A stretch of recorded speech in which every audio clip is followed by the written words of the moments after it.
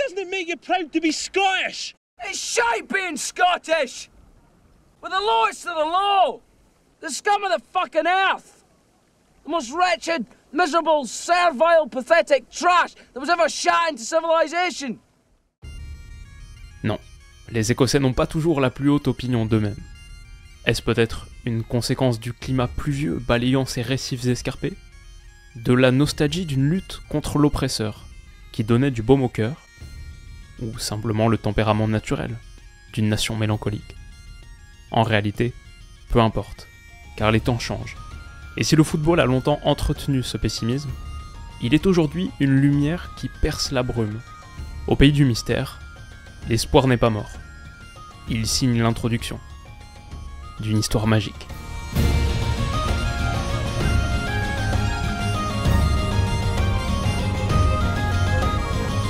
Les amis, bienvenue, j'espère que vous allez tous très bien, très content de vous retrouver en ce début de week-end pour un nouvel épisode de retour, le 4ème. Et aujourd'hui on discute un petit peu de l'Écosse. Alors cette fameuse histoire magique de l'Écosse, disons à minima qu'elle est contrastée. C'est d'un côté la plus ancienne sélection de l'histoire du foot, bon à égalité avec l'Angleterre, les deux fondés en 1872, les deux qui ont joué, un truc dont on parle depuis un moment sur la chaîne, le match le plus ancien, mais on n'en parle pas depuis 72, mais on en parle depuis quelques années, le match le plus ancien, le premier match de l'histoire du foot international. D'ailleurs, si vous êtes sur la chaîne depuis un moment, peut-être vous vous souvenez du score, je vous laisse le mettre en commentaire. Écosse-Angleterre 1872, c'est là en partie que notre foot a commencé. Mais depuis, 150 ans plus tard, c'est un petit peu compliqué pour l'Écosse. Ils ont participé tout de même à 8 Coupes du Monde, 54, 58, 74, etc. jusqu'en 98, aucune au 21e siècle. Et ça va être leur 4e Euro là. Ils sont jamais sortis de la phase de groupe. Ils ont jamais joué. Cette équipe, cette sélection, qui est celle qui a disputé le plus ancien, le premier match international de l'histoire du foot, cette sélection n'a jamais joué un match de foot international à élimination directe. Pas une seule fois en 150 ans d'histoire.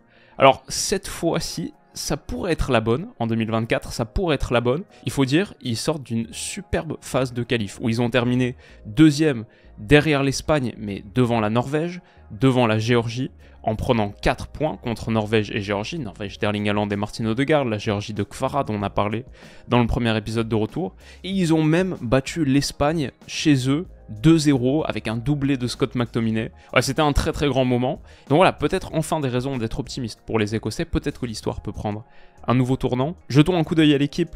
Le premier, on a déjà commencé à en parler, Scott McTominay, très épanoui dans l'Écosse la plupart du temps, c'est un système 3-4-2-1. Scott McTominay, il forme le double pivot, il a même joué un peu plus haut parfois, mais il forme le double pivot aux côtés de Billy Gilmour. Ça, c'est franchement un beau duo, il n'y a pas grand chose à dire. Et McTominay, il s'est éclaté en phase de qualif, il a fini meilleur buteur du groupe de qualif, avec 7 buts pour Scott McTominay, et même cette saison avec United, McTominay c'est déjà 10 buts, bien sûr, il a fait à plusieurs reprises les gros titres en marquant un doublé contre Brentford dans le temps additionnel, 90+3, 90+7.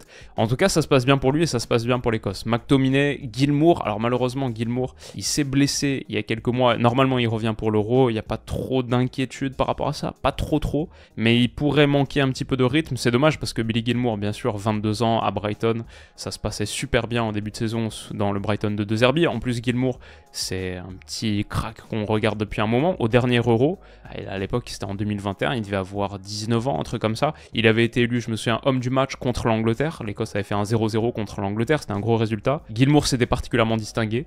Donc voilà, moi déjà j'aime bien cette base, premier truc que je vais dire, j'aime bien cette base McTominay, Gilmour. Et ensuite, j'ai même pas encore parlé du joueur que j'aime le plus de tous, c'est devant eux, John McGinn. En tant que milieu offensif qui apporte tout, top joueur, capitaine d'Aston Villa, homme de base de Unai Emery, il a joué 90% des minutes cette saison, dans cette très belle saison que font les Villans. Et ouais, comme c'est le foot, c'est une boule d'énergie qui donne la sensation de courir 18 km par match, avec la tête rentrée dans les épaules, cette course très caractéristique. Et ouais, un peu chien fou, mais avec aussi une très bonne qualité technique, superbe frappe de balle. Parfois sur certains joueurs, j'aime bien les regarder sur Football Manager pour voir ce qu'en pensent objectivement les scouts, ces notes sur 20. Elles peuvent être utiles, et je pense que son profil pour le coup est assez éloquent. Quand on regarde toutes ces meilleures catégories, où il a 15 sur 20 ou plus, elles sont claires: agression, détermination, esprit d'équipe, volume de jeu, force, endurance, fitness, qualité physique naturelle et technique, ce qui n'est pas un combo si commun que ça. Voilà, c'est John McGinn, c'est un joueur très très spécial, avec sa patte gauche à 28 ans, il est à son prime, il est à son tout meilleur niveau, et ouais, c'est génial joueur. Donc franchement, McTominay, Gilmour, McGinn, McGinn qui, bon, parfois sur le papier un peu plus bas, mais avec énormément de projections, McTominay aussi, c'est ça, on commence très bien je trouve.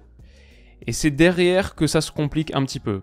Parce qu'on n'a même pas parlé peut-être de certains des noms les plus forts quand on parle de l'Écosse. Il y a bien sûr Andy Robertson et il y a Kieran Tierney. Le problème là, c'est un petit peu la condition physique. Robertson, il a manqué la moitié de la saison à peu près pour une grosse blessure à l'épaule. Bon, depuis il est revenu, ok. Robertson, à la rigueur, ça va. À 30 ans, ça va. Mais Kieran Tierney, c'est un vrai souci. Idéalement, avec l'Écosse, t'as envie de faire jouer les deux. Pendant un moment, t'avais les deux meilleurs joueurs écossais et qui jouaient au même poste. Mais finalement, Tierney joue donc défenseur central gauche dans une défense à 3, Robertson plus en tant que piston. Ça convient bien à leur qualité. Le problème avec Tierney, c'est la condition physique. Il est tout le temps blessé. À 26 ans, finalement, sa cote a totalement chuté parce qu'il a quasiment autant de lignes de blessures sur Transfermarkt que d'années. Et avec la Real Sociedad, là, j'ai vu qu'hier encore, il a rechuté. Hier encore, il a rechuté. Il est absent 2 semaines minimum, un truc comme ça. Donc en fait, avec Tierney, tu peux jamais compter sur lui. Tu sais pas s'il sera vraiment présent à l'Euro.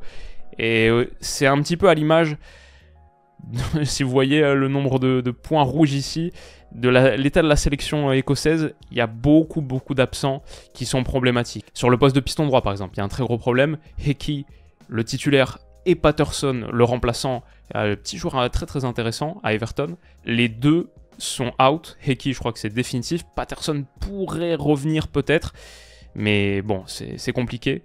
Devant, sur le secteur offensif, Lewis Ferguson de Bologne, énorme dans le Bologne de Thiago Motta. Voilà, il s'est blessé il y a quelques semaines et il est out. C'est sûr, il ne participera pas à l'Euro. Ça, c'est un vrai coup dur. Alors Ferguson et McGinn, ça commence à faire un secteur offensif hyper intéressant. Non, il est out, c'est fini pour Ferguson. Donc ça c'est vraiment dommage. Et il y a aussi Stuart Armstrong qui normalement ne devrait pas être mis à temps, je crois. Franchement, il y a même 3-4 autres gars un peu moins importants, quoique. Donc l'Écosse fait face à vraiment de gros soucis de blessure. Sur le secteur offensif aussi, franchement, c'est pas hyper emballant. Lyndon Dykes de QPR, c'est 5 buts en Championship cette saison.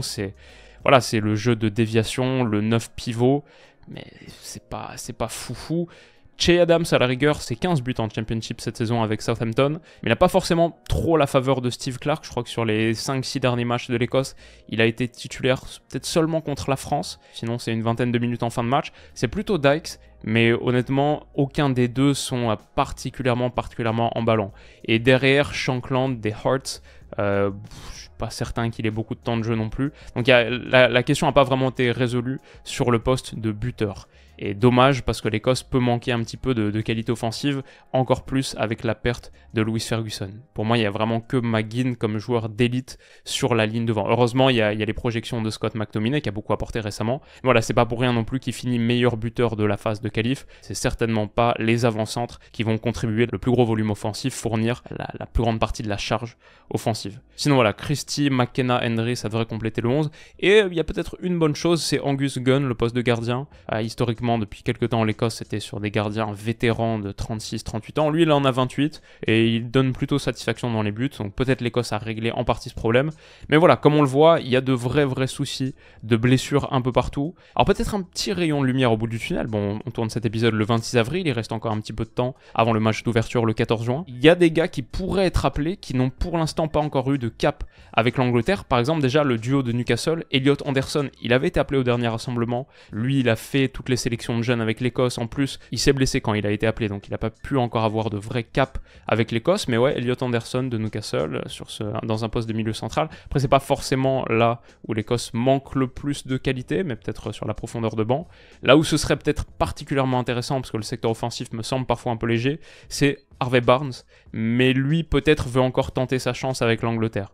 Il y a un petit peu cette rumeur autour d'est-ce que Barnes, qui est éligible avec l'Écosse, pourrait arriver et apporter quelque chose sur le secteur offensif. Pourquoi pas ? Enfin, il y a le petit Ben Doak de Liverpool. Après, c'est très jeune encore, 18 ans. Je suis pas sûr qu'il fasse partie de la partie. Mais ouais, un truc à surveiller. En tout cas, voilà, ça c'est l'Écosse dans un 3-4-2-1 la plupart du temps, qui franchement a donné satisfaction, comme on a dit, de très très bons résultats qui ont été acquis. Avec cette formation, les zones de faiblesse, bon, piston droit, on sait pas encore qui va jouer. Devant, ça peut être un petit peu léger, et il y a toujours le souci de la forme physique de Kieran Tierney. Il y a des doutes quand même sur chaque ligne, mais après il y a aussi des joueurs que j'aime vraiment bien.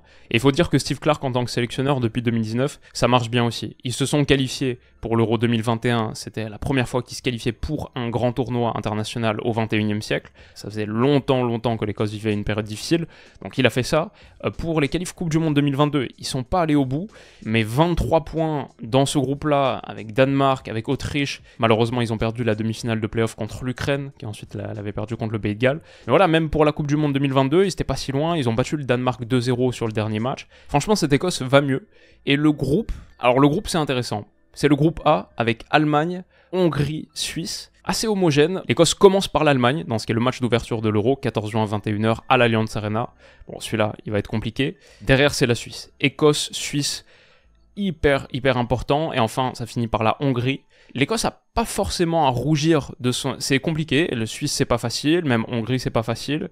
L'Allemagne, jouer contre le pays hôte, sur un match d'ouverture en plus, franchement c'est le pire moment pour prendre le pays hôte. Mais l'Écosse a pas trop à rougir quand on regarde la qualité totale de son effectif, ça c'est la valeur marchande cumulée sur Transfermarkt, un indicateur parmi d'autres. Mais par exemple l'Écosse avec 240 millions d'euros est au-dessus de la Suisse et au-dessus de la Hongrie. Pas de beaucoup, mais voilà, franchement ils arrivent avec une équipe intéressante, avec un effectif intéressant. Il faut que tout le monde soit en forme physiquement, frais physiquement, mais c'est possible. Et c'est peut-être plus possible que ça l'a été les dernières années. En plus, je vais dire, voilà, maintenant, les 4 meilleurs troisièmes se qualifient. C'est l'année pour le faire. C'est l'année ou jamais pour le faire. Et pour enfin, après quoi, ce sera donc le 12e grand tournoi international majeur de l'Écosse, pour enfin jouer un match à élimination directe, ce qui serait du coup forcément, si ça arrive, une des belles et grandes histoires de cet Euro. Les bookmakers sont pas forcément le plus optimistes quand on pose la question qui atteindra les huitièmes de finale.